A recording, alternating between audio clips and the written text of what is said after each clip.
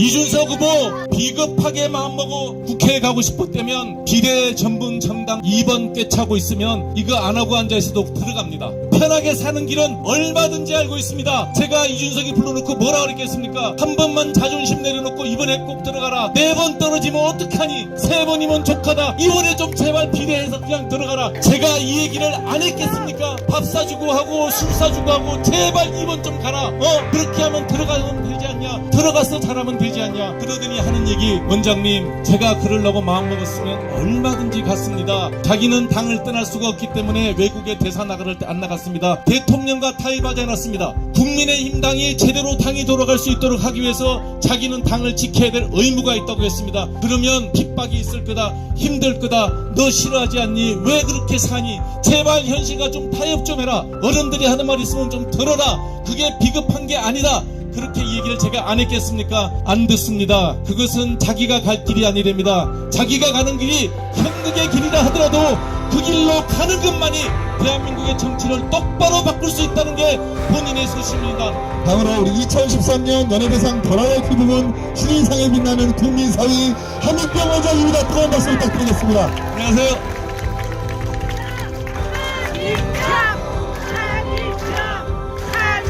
출마자가 아닙니다. 2013년 SBS 연예대상 신인상 인사드리겠습니다. 저는 출마하지 않았습니다. 저는 출마를 스스로 하지 않았습니다. 제가 하지 않은 이유는 딱 하나입니다. 이 나이가 돼서 공직에 나서리라 생각해보니 가슴에 손을 얹어보니 부끄러운 점이 조금씩 떠올랐습니다. 제가 이 나이가 되도록 국민들의, 환자분들의 성원에 힘입어서 좀 먹고 사는 의사가 됐습니다. 재산도 조금 모였습니다. 방송을 하면서 얼굴도 좀 알려졌습니다. 가슴에 손을 올려보니 과연 내가 공직에 나섰을 때 당당할 수 있느냐? 네, 부끄러운 점, 저만 아는 부끄러운 점들이 있었습니다. 그래서 제안이 왔을 때마다 사양했던 겁니다. 나이가 들어가니 마음속에 쌓이는 찌꺼기가 늘어났습니다. 이번에도 역시 제안은 왔었습니다. 이번에도 역시 또 사양했습니다. 왜? 가슴에 내 스스로가 느끼는 부끄러움이 있었기 때문에 여러분들 앞에 감히 저를 위해서 한 표만 던져주십시오라고 하는 뻔뻔한 말을 할 수가 없었습니다. 그러나 여러분들 앞에는 지금 기호가 1번인가요? 내 자식에게 30억의 재산을 묘한 방법으로, 그것도 편법으로 증여를 하고 난 다음에 자기는 법률을 위반하지 않았다고 주장하는 사람이 1번 공당 후보로 지명돼서 나와 있습니다. 여러분, 그런 부끄러움이 있는 사람을 여러분의 대표로 여의도 국회로 보내시고 싶으십니까? 아니면 한 점 부끄러움 없는 이준석이를 보내고 싶습니까? 어느 쪽입니까? 이준석!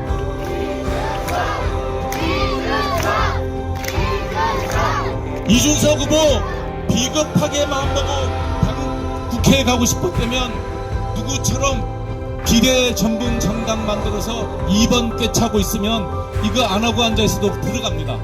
그 정도 표는 나옵니다. 편하게 사는 길은 얼마든지 알고 있습니다. 제가 이준석이 불러놓고 뭐라 그랬겠습니까? 한 번만 자존심 내려놓고 이번에 꼭 들어가라.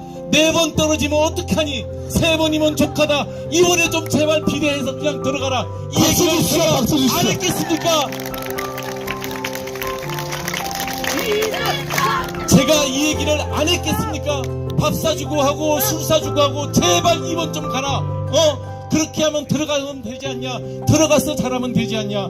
그러더니 하는 얘기, 원장님 제가 그러려고 마음먹었으면 얼마든지 갔습니다. 선거 끝나고 대사로 나가란 얘기도 안 들었습니다. 자기는 당을 떠날 수가 없기 때문에 외국에 대사 나갈 때 안 나갔습니다. 대통령과 타협하지 않았습니다.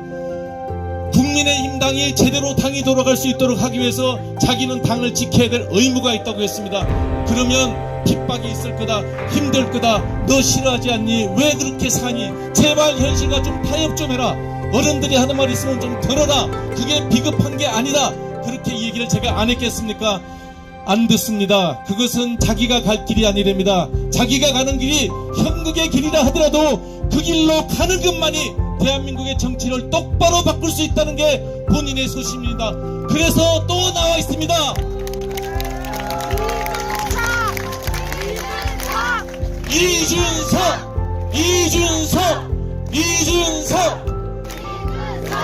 여러분들이 4월 10일 날 하는 투표는 국회의원을 뽑는 선거가 아닙니다.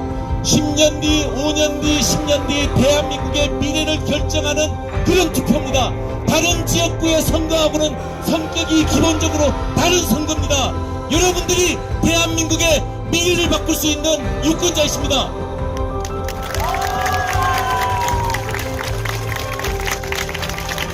오랜 시간 우리는 파란당 아니면 빨간당 찍었습니다. 그 색깔이 바뀐 지도 또 한 10년이 지났네요.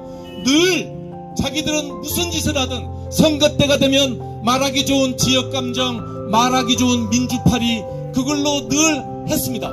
그런데 우리 국민의 삶이, 우리 국가의 미래에 대한 고민이 그게 어디 있습니까? 허구한 날 선거법 위반이다, 뭐 위반이다, 파우치백을 받았네 안 받았네, 팥값이 얼마네, 이게 과연 우리 선거 주제가 돼서 되겠습니까? 우리는 선거를 통해서 미래로 가야 됩니다. 대한민국은 늘 발전해왔고 앞으로도 더 발전해야 되고, 일본 놈이 우리 밑에 무릎 꿇고 살려달라 그럴 때까지 대한민국은 발전해야 됩니다. 그렇지 않습니까? 지역감정에 호소하고 민주파리 하는 사람들이 이 어린아이들의 미래에 대해서 무슨 고민을 합니까? 자기가 한 번 더 국회의원하고 자기 당이 한 번 더 대통령 내밀어서 그저 자기들끼리 나눠먹는 그런 낡아 빠진 사고방식을 가진 사람들에게 국정의 미래를 또 맡기시겠습니까? 고맙습니다. 자, 이준석은 바꿀 수가 있습니다. 여러분이 이준석을 뽑으면 여러분은 한 명의 국회의원을 얻는 것이 아닙니다. 대한민국을 바꿀 수 있는 일당백의 국회의원을 뽑는 겁니다.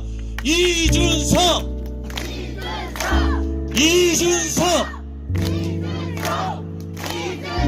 감사합니다. 이렇게 해야만 동탄이 바뀝니다.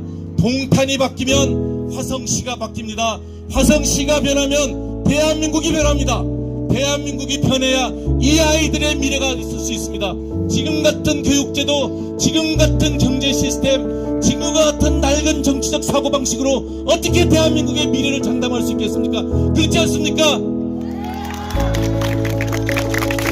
여러분, 저는 적어도 여기 지금 공당의 후보로 나와 있는 분보다는 훨씬 깨끗하게 살았습니다. 그러나 나는 내 가슴에 손을 얹어보면 과연 시민들 앞에 저를 위해서 한 표를 지지해 주십시오, 이 말할 자신은 없었습니다. 그분보다 제가 도덕적으로 훨씬 우위에 있지만 저한테도 비례제표가 왔었고 저한테도 국회에 제안이 왔었습니다. 제가 사양한 이유는 딱 하나입니다. 이 나이 되도록 그리 나쁜 짓은 안 하고 살았지만 공직에 나가서 여러분들의 표를 달라고 말하기에는 부끄러운 점이 있었기 때문입니다. 여러분들의 대표로 그런 분을 지지하시겠습니까? 감사합니다. 이준석은 그렇지 않습니다. 이준석은 깨끗합니다. 이준석은 누구에게 뇌물을 먹은 적도 없고 누구의 재산을 탐한 적도 없고 요집 땅에 개발 비리를 알아서 먼저 투자한 적도 없습니다. 자기가 정치하고 먹고 살기 위해서 비트코인 한 거 갖고 시비 거는 사람도 있더라고요. 그 정도입니다. 먹고는 살아야 남한테 손 안 내밀지 않고 당당하게 살아갈 거 아닙니까? 그 정도 투자한 것도 죄가 됩니까? 여러분들이 이준석을 지지하면 대한민국을 바꿀 수 있는 유일한 선택입니다. 10년 뒤에 대한민국이 지금보다 멋진 나라로 되고 지금보다 훨씬 매력있는 나라가 되기 위해서는 이준석을 찍어야 됩니다. 저는 동탄 시민들에게 동탄의 발전을 위해서 찍어달라는 얘기하지 않겠습니다. 저는 대한민국의 미래를 위해서 우리 이준석 후보를 지지해달라고 여러분들에게 소중한 한 표를 허리 숙여서 다시 한번 부탁드리겠습니다. 고맙습니다. 네, 다시 한번 우리 한국병원장 뜨거운 박수 부탁드리겠습니다.